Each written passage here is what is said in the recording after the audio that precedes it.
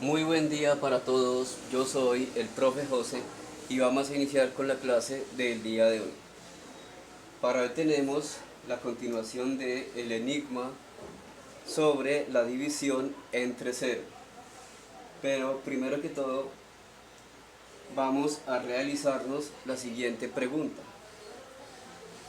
¿Cero por cero tiene sentido? Vamos a mirar. Si multiplicar es sumar abreviadamente así, damos este ejemplo, 3 por 4 igual a 12, quiere decir que tenemos 4 conjuntos de 3 elementos en este caso. Miramos, 1, 2, 3 y 4 conjuntos de 3 elementos cada uno. Pero recordemos que la multiplicación lleva consigo una propiedad conocida como conmutativa, es decir, que podemos intercambiar los números. Podemos decir que 3 por 4 también es igual a 12. De la misma manera, podemos decir que podemos tener 3 conjuntos de 4 elementos. Así, 1, 2 y 3 conjuntos, cada uno de 4 elementos.